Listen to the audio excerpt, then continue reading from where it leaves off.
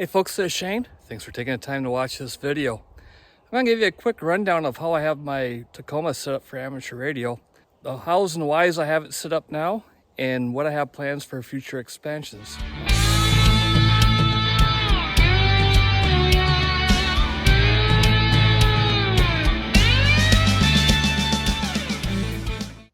So for 2 meters, 70 sims, I have the venerable FTM 400 by Yaesu. You see I have the head unit mounted on this mount from Lato, which is pretty sweet. Got the cable dressed up with some Velcro keepers. This is the model with the quick release down here, so if I need to take this out for more room or long-term storage, is a piece of cake. To clean things up, I went with a ram mount connector for the head and a different adapter for the Lato mount itself, so it gives it a little bit cleaner look than the mounts that Lato has. Just a personal preference. The radio itself is mounted on directly to the back of the console.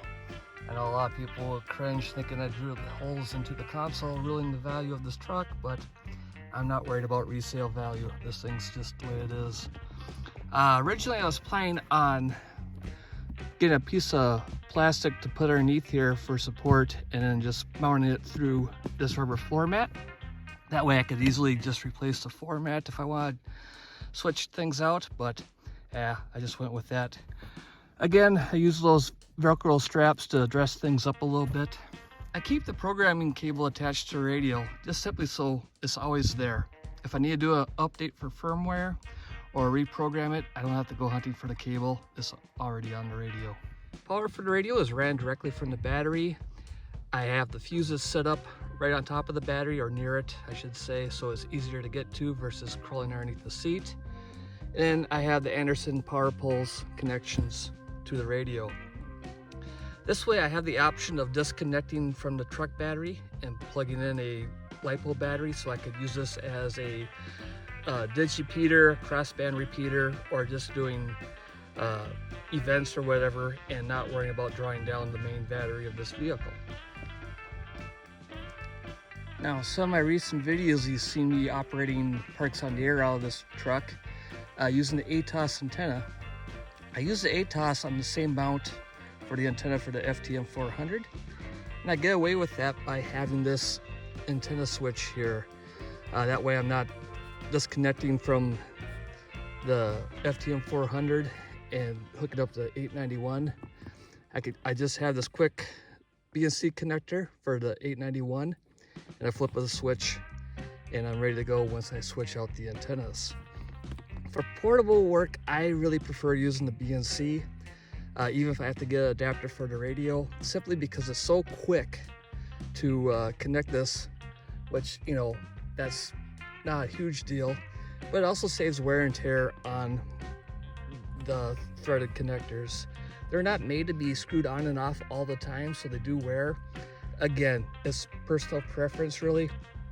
I see plenty of people that operate a lot with using the regular threaded connectors, but it's just a little peace of mind for me. Mainly, I just like the convenience of how quick it is, and away I go. Now for the antenna mount, and this is something I'm looking to upgrade. Please give me any good ideas. Right now I have a lip mount. This one's from Diamond. It works great. I have no complaints other than it's a little bit bulkier than it needs to be. I'd like to have something a little more streamlined. Now I've seen bracket mounts made specifically for the Tacoma that will mount onto the hinge bolts and comes up through the seam. Nice and clean looking. Unfortunately, my truck's a 2022, and with this model and all the brackets I've seen, I have to sandwich that between the hood and the hinge, which requires a little more work, which isn't a big deal, but the problem I don't like is then my hood will rise up a little bit and not be as nice and streamlined. So if you're aware of a clean solution for mounting an antenna to a Tacoma, please let me know. One thing I'm not willing to do at this time is drill a hole in the roof of the truck and run it in. I know that would be the ideal way to do it as far as getting the most out of the antenna. But first off, I don't want to drill a hole in my truck. I'm not that good at stuff. And I park in a garage, so clearance is a concern. I really want to do a hood mount of some type. If you know of a aftermarket option that has a cleaner look, please let me know. So back to the topic of doing parts on the air or HF work out of this truck. Again, I just simply switched the antenna on the mount. I got the adapter to NMO for the ATOS, so I just simply take this guy off, put the ATOS on,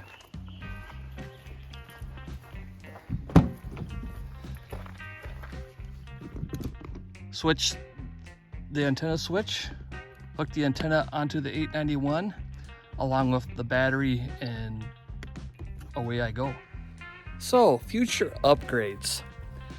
I do see adding another antenna mount for the ATOS. Even though I would have no intentions of leaving the ATOS mounted all the time, I could see having a similar mount to what I have for the 2-meter rig on the other side of the hood, make it all symmetrical. I can just put a cap on it and then install the ATOS when I'm ready to use it.